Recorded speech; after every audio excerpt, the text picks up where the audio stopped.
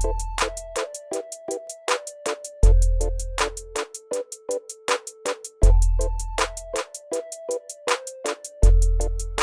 श्री कृष्ण दोस्तों, स्वागत है आपका आज की तेज एस्ट्रोलॉजी में।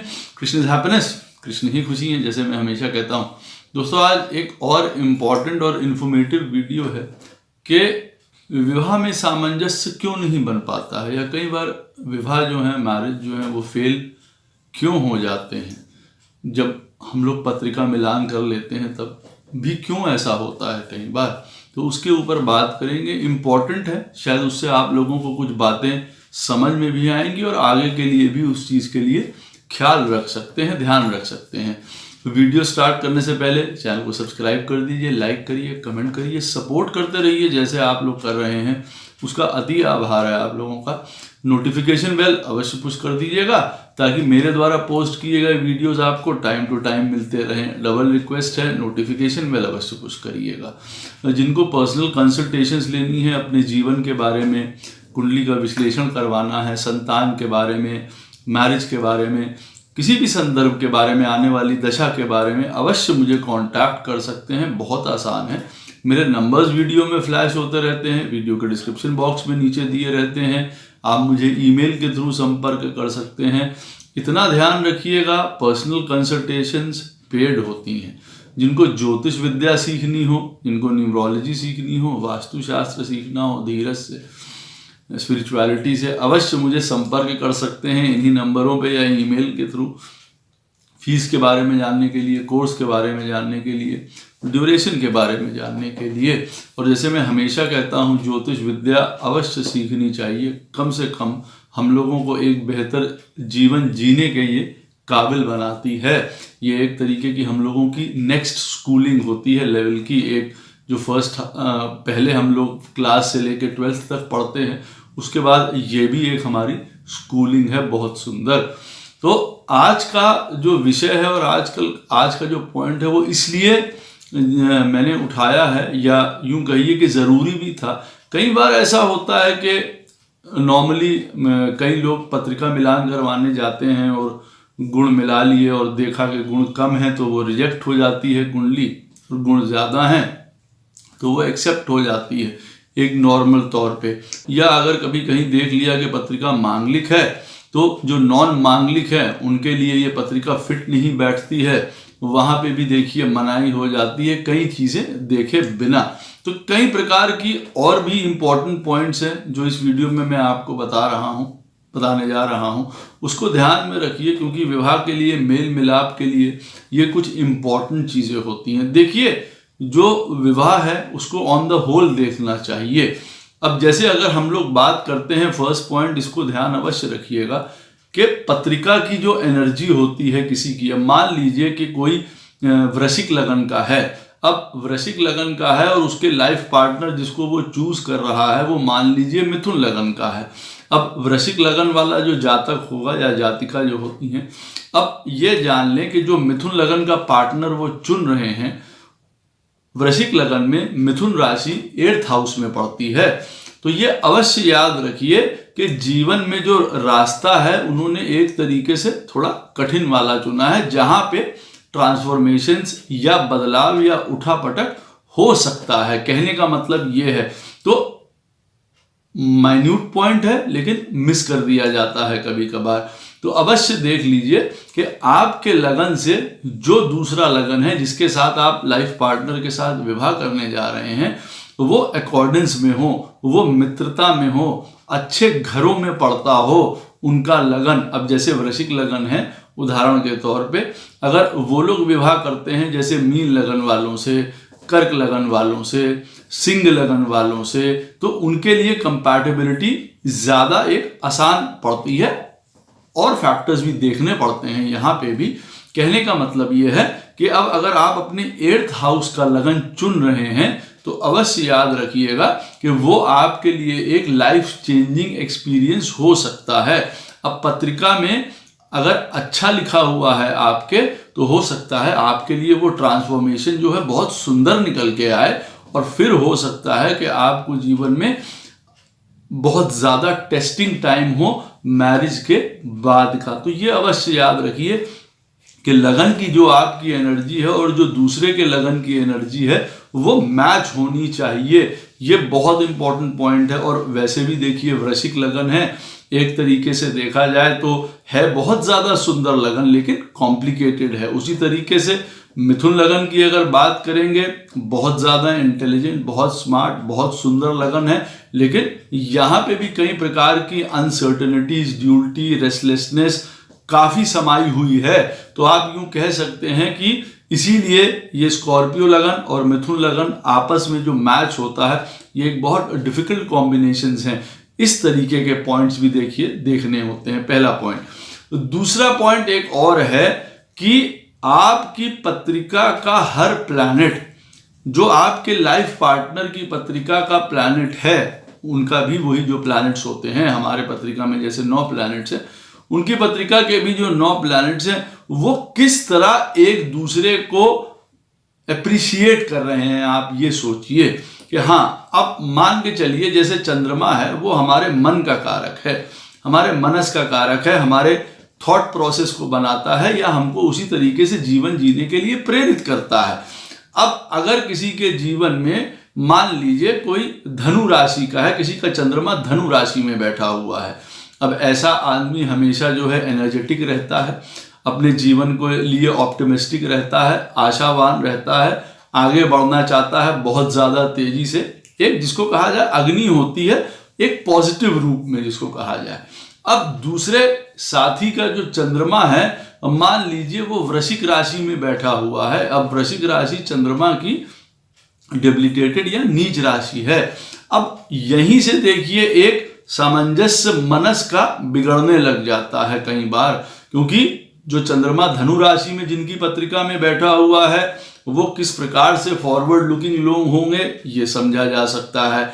जिनकी चंद्रमा स्कॉर्पियो साइन में बैठा है, कई बार अपने बीमारी से ग्रसित या कभी डिप्रेसिव स्टेट में या कभी बहुत ज़्यादा गूढ़ता में पड़े हुए लोग, तो उस तरीके का मनस के साथ वो मैच नहीं कर पाते हैं, यहाँ से गड़बड़ होना शुरू हो जाती है। तो चंद्रमा की कंपैटिबिलिटी देख लेनी चाहिए कि हाँ भाई ये हमारा चंद्रमा है राशि का, हम इस तरीके से देखिए लाइफ को अपने चलाते हैं, प्रोजेक्ट करते हैं, हमारा मन इन चीज़ों में लगता है और हमारे दूसरे पार्टनर का इस तरीके का मन होगा। तो या तो हम उनके साथ जो है एक तरीके से हम बैलेंस कर लें, हम समझ जाएं इन चीज़ों को, या अगर हम सोचते हैं कि नहीं ये वाला थॉट प्रोसेस हमारे लिए, मन हमारे लिए अच्छा नहीं रहेगा, क्योंकि वो फिर जीवन के हर एक पॉइंट में आप मान के चलिए आपको जो है इफेक्ट कर सकता है।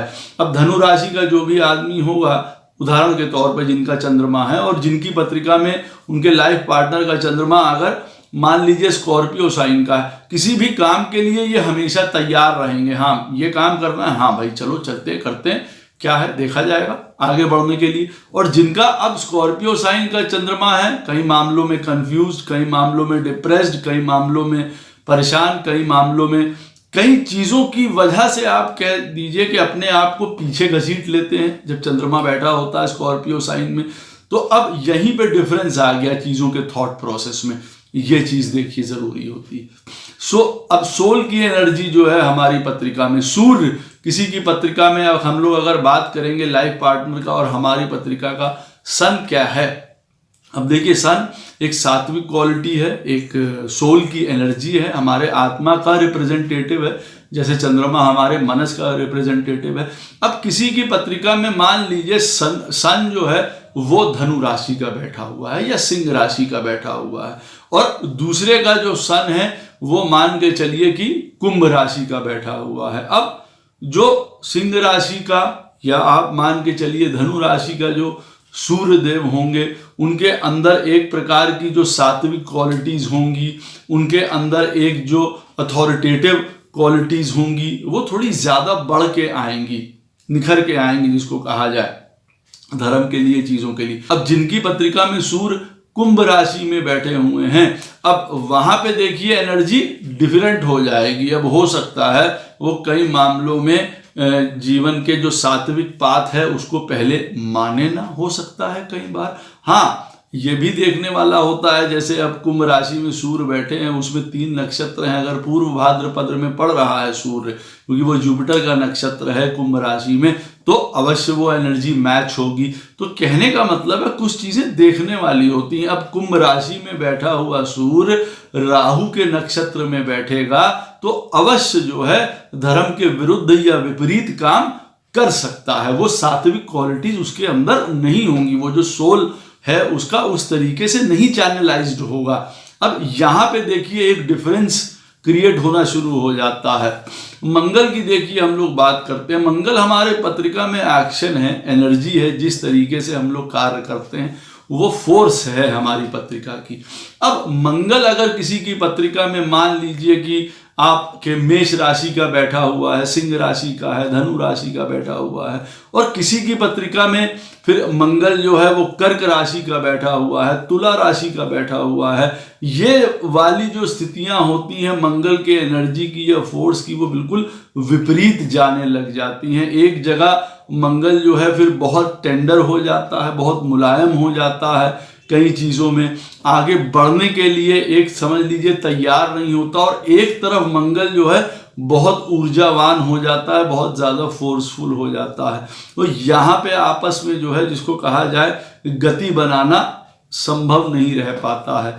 तो प्लैनेट दर प्लैनेट भी आपको अपनी पत्रिका में देखना बहुत ज़्यादा ज़रूरी होता है। उसी तरीके से बुध है, बुध हमारी जीवन की ग्रोथ है, हमारी कम्युनिकेशन है, हमारी अडेप्टेबिलिटी है कि हम कितना अपने आप को बदल लेते हैं, कितना तब्दील कर लेते हैं चीज़ों को, कितना हम लर्निंग के लिए तैयार हैं अपने जीवन में। अब किसी का बुध जो है बहुत इंटेलेक्चुअल साइन में बैठा हुआ है, पढ़ना लिखना इन सारी चीज़ों में बैठा हुआ है, कन्या राशि का, मिथुन राशि का, सुंदर तरीके की उसको लर्निंग है, और एक जने का बुध मालूम पड़ा मीन राशि में बैठा हुआ है, कुंभ राशि में बैठा हुआ है, उसकी अलग टाइप की विपरीत बुद्धि है, किस तरीके से वो अपनी भाषा को भी चैनलाइज करेगा, क्योंकि देखिए बुध रिप्रेजेंट करता है हमारी भाषा को, तो वो जहाँ पे बैठा होता है उसका टच वो जरूर लेता है, उस राशि का, उस घर का, उस हिसाब से वो पेश आएगा। बोलने से भी बहुत सारी चीज़ें हमारे जीवन में विवाह में गड़बड़ हो जाती हैं। बुध के ऊपर किसका असर पड़ रहा है? अब बुध बृहस्पति के साथ पत्रिका में बैठा हुआ है, सुंदर तरीके की वाणी रहेगी, सुंदर तरीके से वार्ता करेगा। अब हो सकता है दूसरे लाइफ पार्टनर का बुध जो है कहीं मंगल, राहु, केतु, शनि इन सब चीज़ों के साथ बैठा हो, खराब राशियों में बैठा हो, जिसमें वो बहुत सुंदर तरीके से अपने आप को प्रेजेंट नहीं कर पाता है, रेट्रोग्रेड हो दूसरे का मरकरी, अपने आप को जीवन में एक्सप्रेस ही ना कर पाए, तो देखिए यहाँ पे चीज़ें प्रॉब्लम देने लग जाती हैं। और हर एक प्लैनेट को इसी तरीके से देखिए आंकना पड़ता है। जुपिटर को भी देख लीजिए, किसी की पत्रिका में जुपिटर, हम लोगों की पत्रिका में देखिए विजडम का, ज्ञान का, सुंदर रिलीजन का, धर्म का कारक है जिसको कहा जाए। अब अगर किसी का बृहस्पति जो है सुंदर राशियों में बैठा है और किसी का बृहस्पति जो है ऐसी राशियों में बैठा हुआ है जहाँ पे मकर राशि है किसी की, मान लीजिए उसमें बैठा हुआ है, तो पूरी तरीके से फिर आप ये सोच लीजिए दूसरे वाले जातक का जो एक विजडम होगा, धर्म होगा, और जो आप ये मान लीजिए मेष राशि का किसी का बृहस्पति है और आपके लाइफ पार्टनर का मकर राशि का बृहस्पति है, दोनों के थॉट प्रोसेस में जमीन आसमान का अंदर आ जाता है, परिपक्वता में आप जिसको कह लीजिए कि अब यहाँ का जो बृहस्पति मेष राशि का है वो अपने धर्म में, चीज़ों में बड़ा एक्टिव होगा, बड़ी तेज़ी से काम करने वाला होगा, बड़ी रूटीन वाला होगा, उसमें तेज भी होगा, जिसको कहा जाए, जिसको कहा जाता है कि धर्म को भी इम्पल्सिव रूप में पेश करना या उसको लागू करना या उसके ऊपर चलना।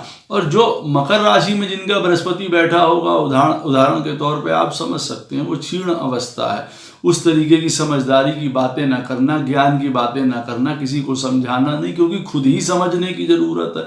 यहाँ ये देखिए प्रॉब्लम आ जाती है। वीनस, शुक्रदेव अगर किसी की पत्रिका में, दोनों के लिए सबसे इंपॉर्टेंट है क्योंकि मैरिज की बात हो रही है।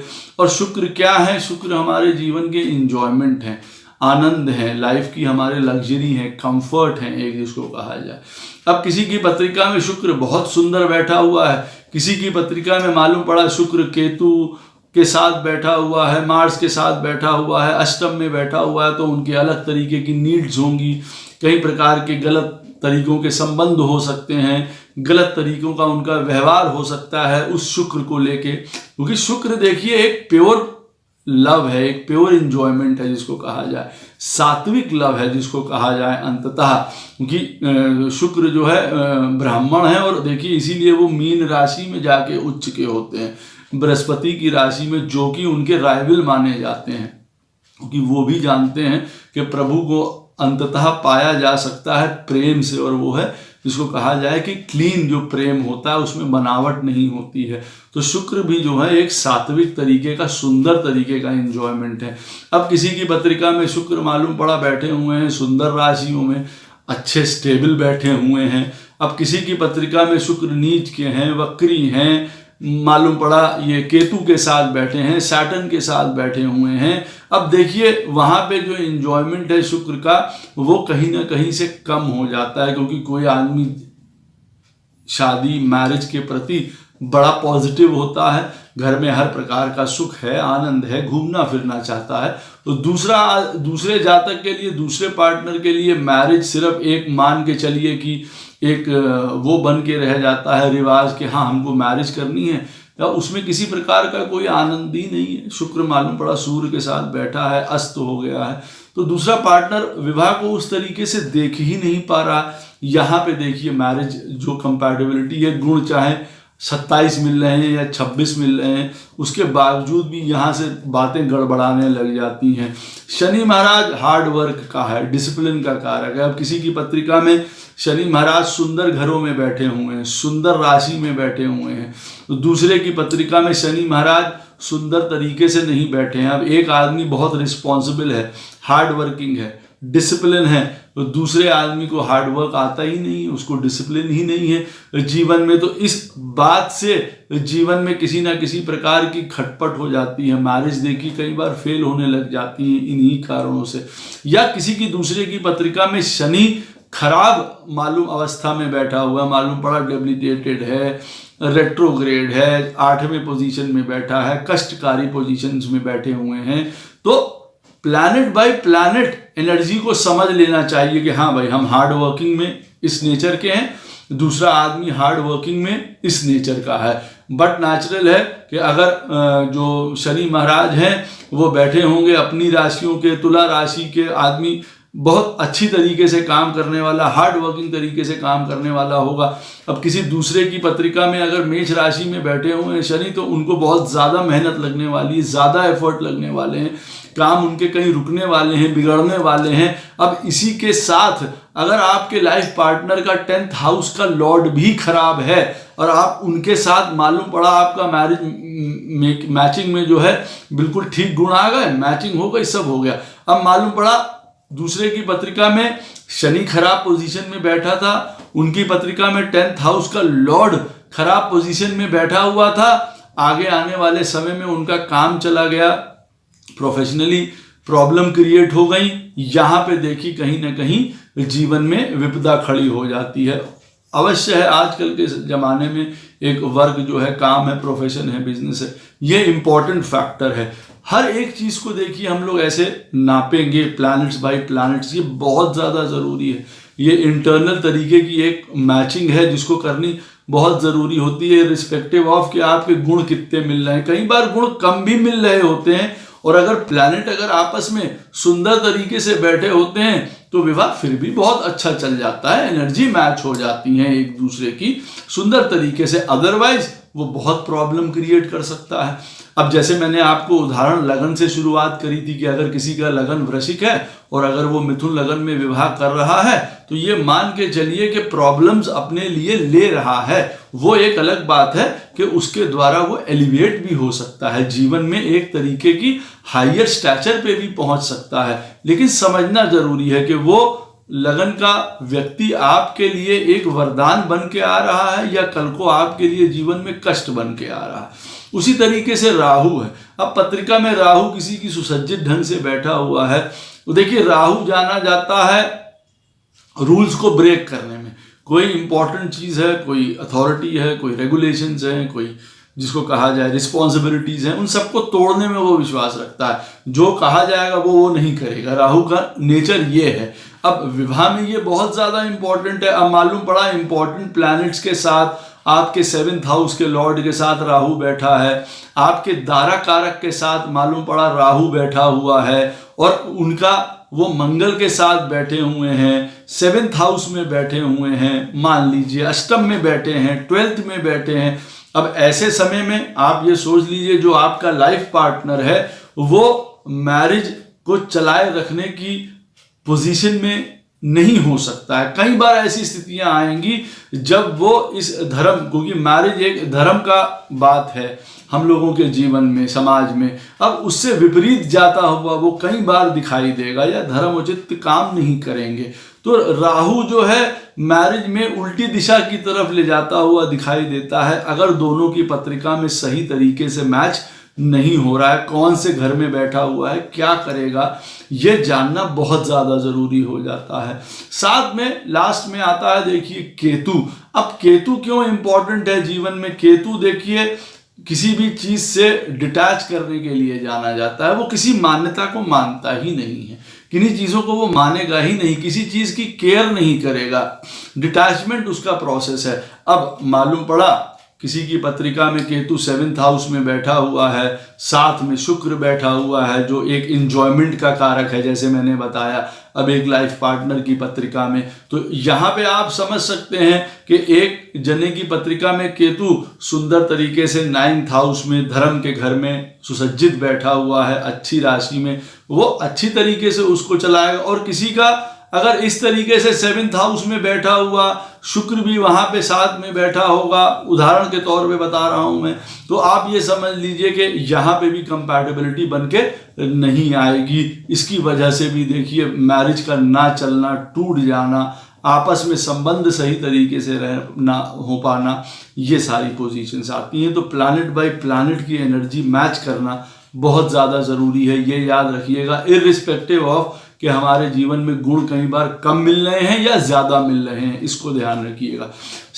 थर्ड पॉइंट ये है कि पहले देखिए मैंने आपको बताया लगन की एनर्जी जानना ज़रूरी है कि भाई हम इस लगन के हैं, दूसरा आदमी इस लगन का है। अब स्कॉर्पियो है तो हमारा बड़ा पॉजिटिव नेचर है, हम प्रेम करेंगे तो डट के करेंगे, और लड़ाई और गुस्सा करेंगे तो डट के करेंगे। और दूसरा आदमी अब जो हमारे साथ आ रहा है वो कैसा है, उसको भी हम समझ लें जरा, वो क्या है, वो इन चीज़ों को मानता है कि नहीं मानता है। अब मालूम पड़ा मकर लगन के साथ विवाह हो गया स्कॉर्पियो लगन वालों का, तो भी देखिए यहाँ पे बड़ी एक असमंजस की स्थिति है, क्योंकि यहाँ पे ये एक जो कैप्रिकॉर्न लगन है वो एक तरीके से बहुत जल्दी खुलने वाला नहीं है, बहुत प्रेम नहीं उमेड़े दे रहा है, तो एनर्जी ही डिफरेंट हो गई, देख लीजिए चीज़ों की।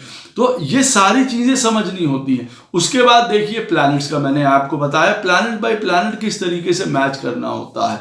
तीसरा इंपॉर्टेंट पॉइंट नक्षत्र। कुछ नक्षत्र विवाह के समय मैच करे जाने जरूरी हो जाते हैं, और वो जो है गंडांत नक्षत्र हैं, जैसे कि केतु और बुध के जो नक्षत्र हैं वो गंडांत पोजीशन में आते हैं। ज्येष्ठा है, रेवती है, अश्लेषा है, मूल है, मघा है और अश्वनी। ये 6 नक्षत्र जो होते हैं केतु और बुध के, ये इंपॉर्टेंट नक्षत्र हैं। अगर जन्म का नक्षत्र मतलब चंद्रमा का नक्षत्र, 7th हाउस के लॉर्ड का नक्षत्र इन नक्षत्रों से मैच करता है, मालूम पड़ा आपके 7th हाउस के लॉर्ड का जो नक्षत्र है वो मूल है, और दूसरे आदमी का या दूसरे लाइफ पार्टनर का जो जन्म नक्षत्र है वो मान लीजिए कि पुष्य है, मान लीजिए। अब यहाँ पे आप ये मान के चलिए कि बहुत ज्यादा एक तरीके से कष्टकारी पोजीशन खड़ी हो सकती है। क्यों? क्योंकि मैं ये नहीं कह रहा हूं बिल्कुल भी कि देखिए कि जो मूल नक्षत्र है वो खराब नक्षत्र है विवाह के लिए या किसी चीज के लिए, एनर्जी समझने की बात हो रही है। देखिए, और जो मूल नक्षत्र है, जैसे मैंने वीडियो भी बनाया है नक्षत्रों के ऊपर, मैंने बताया है हर एक नक्षत्र के गुड और बैड पॉइंट्स होते हैं, वैसे ही मूल नक्षत्र भी जो है वो एक तरीके से आप ये मान के चलिए, हम लोग मैरिज की बात जहां तक कर रहे हैं तो रूल्स फॉलो नहीं करने वाला होता है। कुछ विपरीत काम करता है। जो इनकी देवी हैं, जैसे निऋत्ति जो देवी हैं, दुनिया में देवता एक तरफ जाएंगे, ये अलग तरफ जाएंगी, जिसको कहा जा सकता है। तो जो मूल नक्षत्र का स्वभाव है वो दूसरे जातक के नक्षत्र के साथ अगर मैच नहीं करता है सही तरीके से, बहुत ज़्यादा प्रॉब्लम्स आ सकती हैं विवाह में। ये भी देखिए एक इम्पॉर्टेंट पॉइंट है। लेकिन चंद्रमा का नक्षत्र नहीं, सिर्फ 7th हाउस के लॉर्ड का नक्षत्र भी देखना बहुत ज़्यादा ज़रूरी है। शुक्र का नक्षत्र भी देखना बहुत ज़्यादा ज़रूरी है।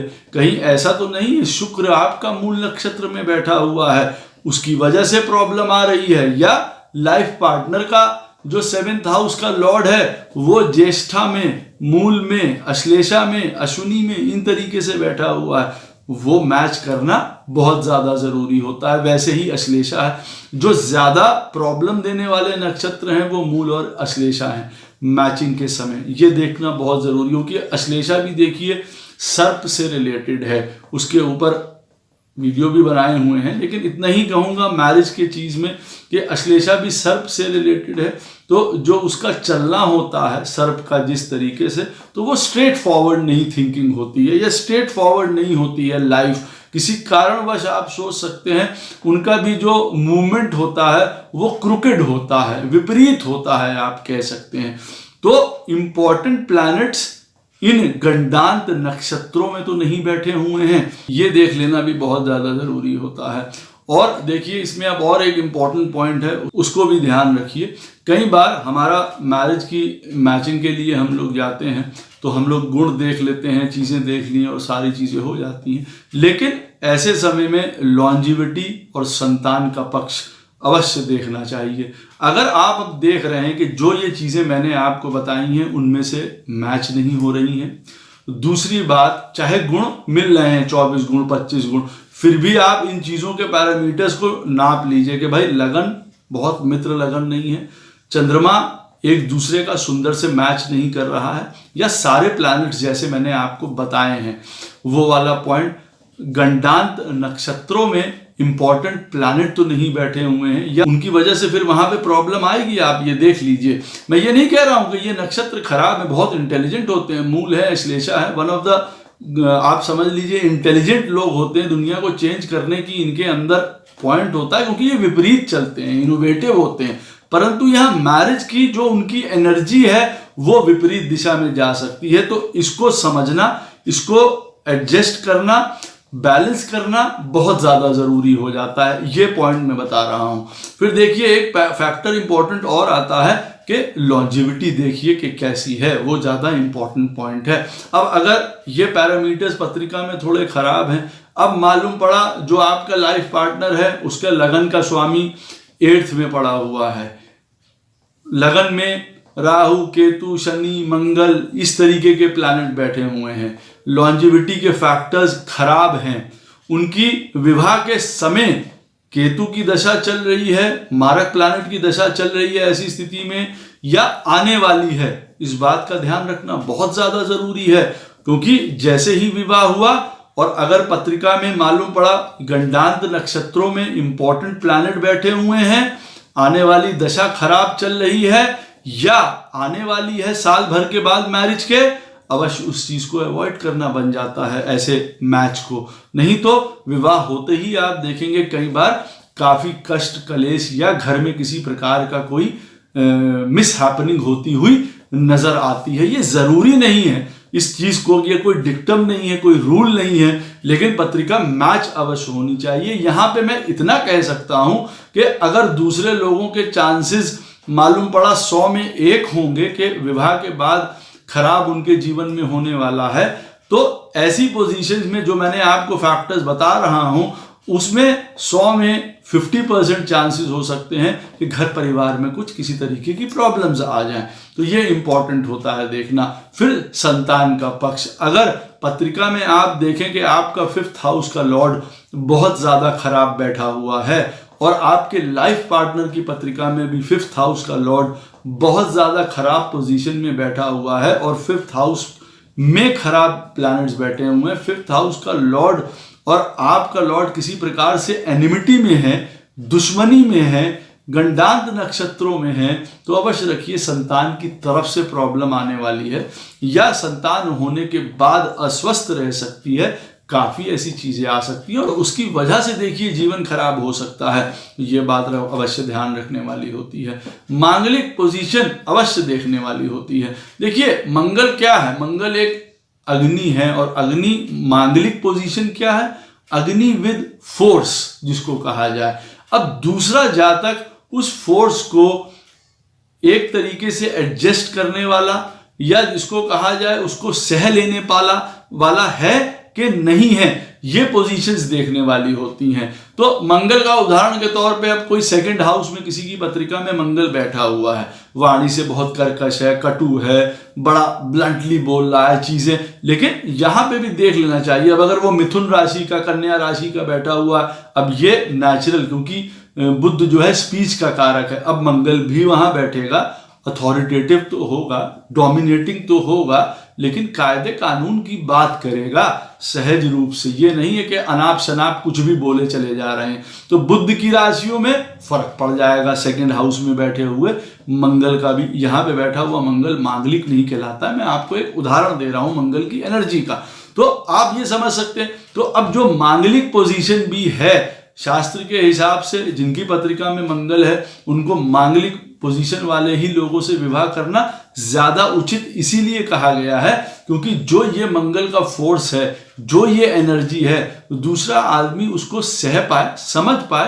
बैलेंस कर पाए और एक पॉजिटिविटी निकल जाए। लेकिन इसका मतलब ये बिल्कुल भी नहीं है कि जो लोग नॉन मांगलिक हैं वो जब विवाह करते हैं तो उनके जीवन में किसी प्रकार का ब्रेकेज पॉइंट नहीं आता या विवाह नहीं टूट सकता या वहां पे मंगल उत्पात नहीं कर सकता, वहां पे भी कर सकता है। कई पोजीशंस ऐसी हैं, पता चले पत्रिका में मांगलिक आप नहीं भी हैं लेकिन मंगल 5th हाउस में बैठा हुआ है, अगर किसी की पत्रिका में लगन में, आप देखिए ऐसे लोगों के बीच में भी प्रॉब्लम्स, विवाह में आना, ब्रेकेज होना, टूट जाना अवश्य देखते हैं। तो कहने का मतलब क्या है, मंगल के साथ मांगलिक का सिर्फ एक वो मत बना लीजिए पैरामीटर कि हाँ हम मांगलिक हैं तो विवाह हमारा खराब ही होगा, ऐसा बिल्कुल कतई नहीं है। हाँ, मैचिंग में दूसरा आदमी अगर मांगलिक है तो इसका मतलब है वो अग्नि, वो फोर्स उसके अंदर भी है उस तरीके का, तो मैचिंग क्वालिटीज उस हिसाब से ज्यादा बन के आती है। लेकिन ये भी देखने का भी मतलब होता है कि वो मैचिंग क्वालिटीज किस हिसाब की हैं, क्योंकि दूसरा आदमी मंगल दूसरी राशि में है, दूसरे आदमी का मांगलिक अगर है भी वो दूसरी राशि में है, तो दोनों की फोर्स में फर्क आ जाएगा, यहां पे भी फर्क आ जाएगा। इसका कहने का ये मतलब बिल्कुल नहीं है कि जो लोग मांगलिक होके विवाह एक दूसरे के साथ करते हैं उनका विवाह नहीं खराब हो सकता, उनका भी हो जाता है। तो मंगल की एनर्जी को समझने की जरूरत है, ना कि इस पॉइंट पे फोकस करने का कि हम मांगलिक हैं, मांगलिक हैं, मांगलिक हैं। ये चीज का इंपॉर्टेंट एक ध्यान रखिएगा। वेल्थ के लिए जीवन में, अब लास्ट पॉइंट है ये, वेल्थ के लिए जीवन में जो आपका लाइफ पार्टनर है नवमाशा में अवश्य देख लीजिए कि सेकंड हाउस का लॉर्ड और 11th हाउस का लॉर्ड सुसज्जित ढंग से बैठा हुआ है। अगर आपके नवमाशा में 11th हाउस का लॉर्ड और सेकंड हाउस का लॉर्ड अच्छे स्थानों में बैठे हुए हैं तो विवाह होने के बाद आपका जो लाइफ पार्टनर आएगा वो आपके लिए धन समृद्धि लेके आने वाला है। और नवमाशा में अगर आप देखेंगे, नवमाशा इसलिए क्योंकि स्पेसिफिकली वो मैरिज के लिए है तो वेल्थ के लिए जो पॉइंट हो रहा है यहाँ पे बात, तो अगर आप देखना चाहते हैं कि भाई हमको वेल्दी, हमारा स्टेटस बढ़ेगा नहीं बढ़ेगा, विवाह के बाद हमको पोजीशन प्राप्त होगी कि नहीं होगी, तो अवश्य देखिए नवमाशा का जो सेकंड हाउस का लॉर्ड है और जो 11th हाउस का लॉर्ड है वो नवमाशा में कौन सी पोजीशंस में बैठे हुए हैं, वो बताएंगे कि आपको लाइफ पार्टनर में आने के बाद धनाढ्य होंगे, श्री का आगमन होगा या आपको उस चीज में थोड़ा कष्ट उठाना पड़ सकता है। आशा करता हूँ ये वीडियो आपको अवश्य पसंद आएगा, इसके पॉइंट्स अच्छे से समझिएगा।